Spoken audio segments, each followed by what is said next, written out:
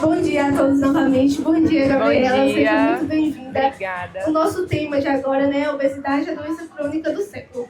Para começar, eu gostaria que você falasse um pouco sobre você, sobre a sua trajetória até aqui. Bom dia, meu nome é Maria Gabriela, eu sou médica no Instituto Dr. Tigre aqui da Bahia. Também trabalho online no Rio de Janeiro. E me especializei na endocrinologia, né, a área que eu me encantei, já a gente vai falar um pouquinho sobre isso. E atuo hoje mais focada no emagrecimento e performance, né? Então esse é o meu foco principal de atuação e é onde a gente vem aí fazendo essas transformações que todo mundo vê do Instituto. Tá bem? E como foi o início da sua atuação no Instituto Dr. Tigre, né, dentro da área de emagrecimento e longevidade?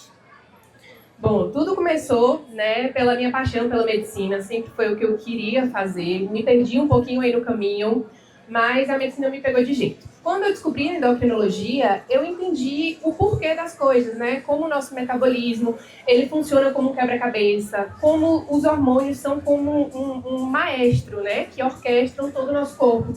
E aí, me apaixonando pela endocrinologia, tive a oportunidade de trabalhar no Instituto, né, acompanhar a trajetória de Douglas, acompanho um pouquinho de perto, junto ali da família. Então, assim, me encantei pela transformação que a gente consegue fazer lá dentro, porque vai muito além de um corpo, muito além de estética, é sobre, de fato, transformar a vida das pessoas e, com isso, dar mais qualidade de vida, saúde, autoestima e por aí vai. Gabriela, hoje se fala muito da obesidade como uma doença crônica, né? O que isso significa na prática? Bom, falar de obesidade como doença é o principal ponto, né? A gente conseguir assumir isso como uma doença. Há um certo tempo, a gente via a obesidade como, não, a pessoa gosta, é o estilo de vida, meus exames estão todos bons, então não tem problema em eu ter um sobrepeso ou obesidade. Mas hoje, todos os estudos científicos trazem pra gente que a obesidade ela é uma doença crônica, multifatorial e metabólica. Então, inclusive, a Organização Mundial de Saúde, ela já considera a obesidade como uma doença. E por isso, é muito importante a gente desmistificar para entender que precisa de tratamento. E tem tratamento, né? Muitas vezes a gente associa a obesidade à preguiça, à falta de vontade. Mas a pessoa não quer. Não.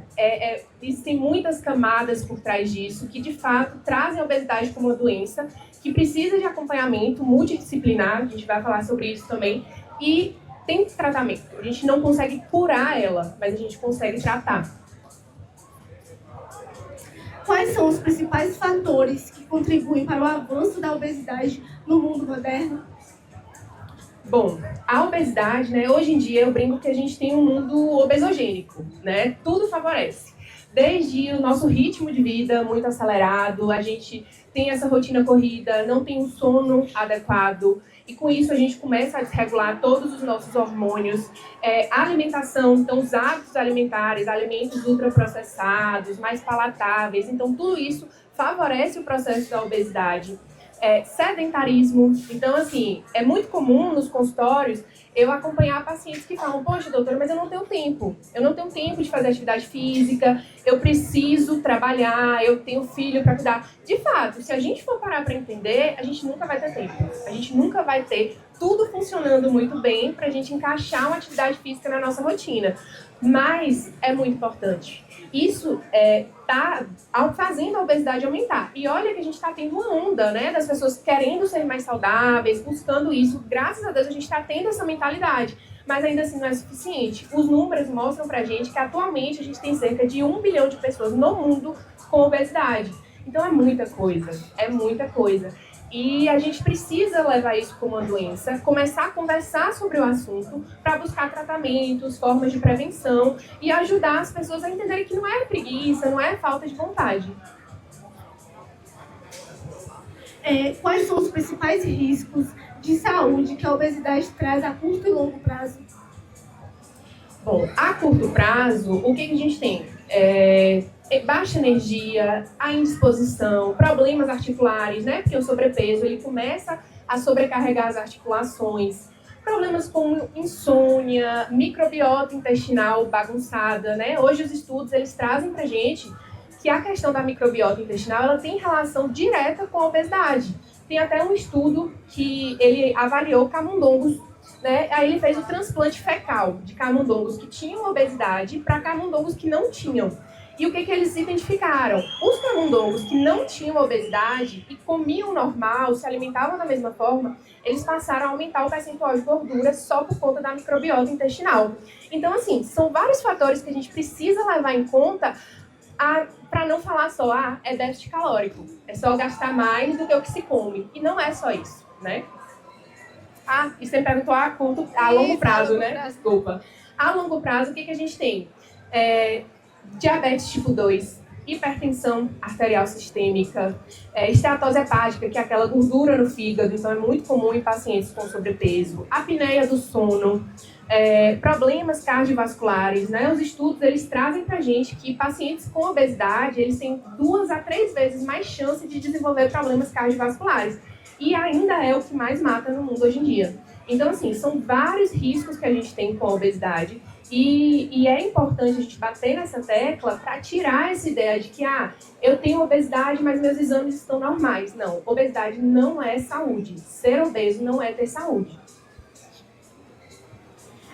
Existe um impacto também na saúde mental e emocional, né, desses pacientes? Completamente. Porque o paciente com obesidade, ele precisa, em primeiro lugar, de empatia, né? Ele precisa de alguém que olhe para ele e veja além do número na balança. Entenda o seu metabolismo, entenda a questão do seu sono, da sua ansiedade. 90% dos pacientes com obesidade, eles têm uma raiz na ansiedade. E aí desenvolve compulsão alimentar, desenvolve diversos transtornos que vão favorecendo o desenvolvimento dessa obesidade nesse paciente. Então, sim, é muito comum. Eu acho que mais de 90% dos meus pacientes com obesidade, eles têm algum problema, né, relacionado à questão emocional, justamente por isso. Gabriela, quais são hoje as abordagens mais eficazes no tratamento da obesidade?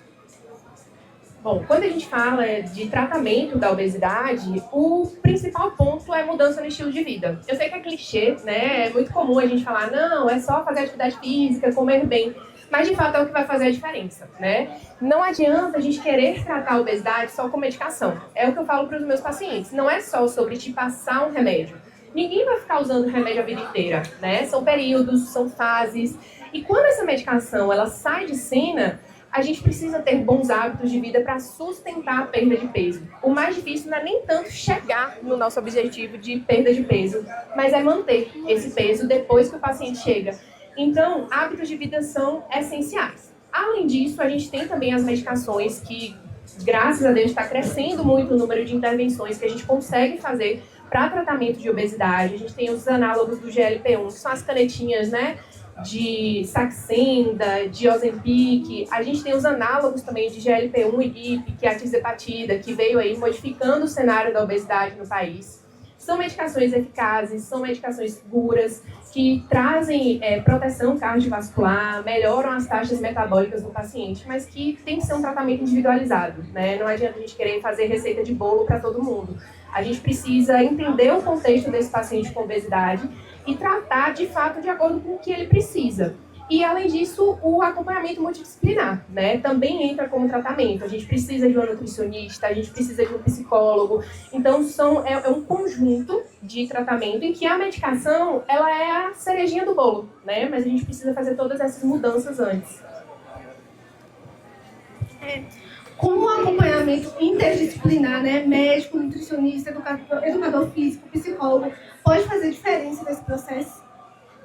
Como eu comentei agora, total diferença. Não se trata obesidade em um consultório só, né? A gente precisa ter esse acompanhamento. Eu brinco que a alimentação, saber se alimentar, é 70% do processo aí no tratamento.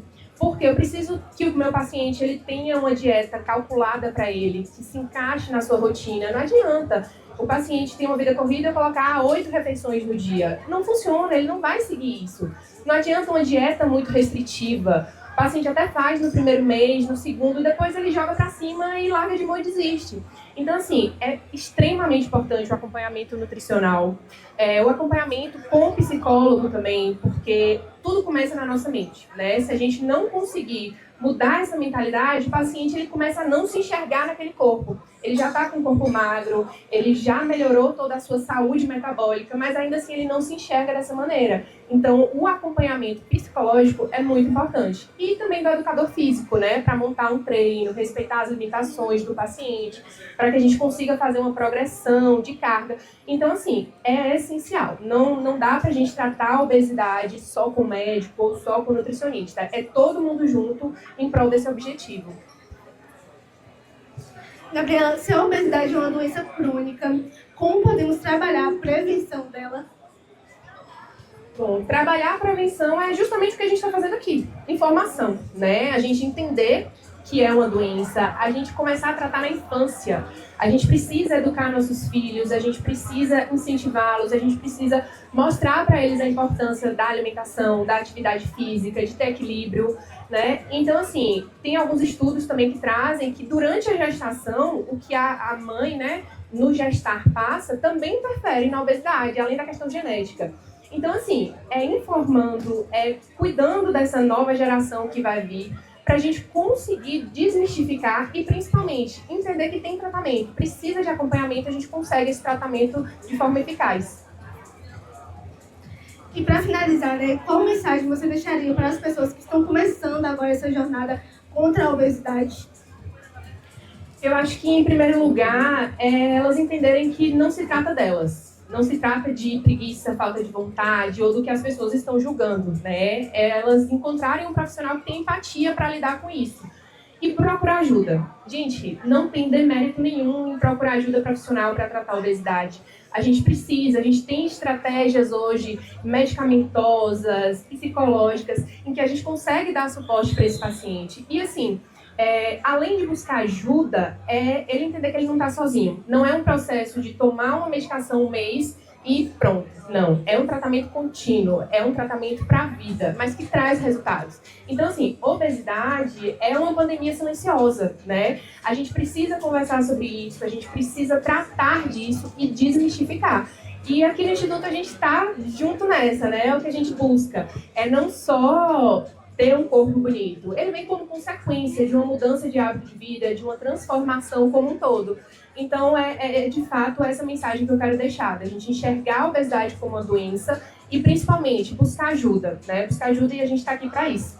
Obrigada. Obrigada, viu, Gabriela, por sua contribuição. Foi um bate-papo muito importante.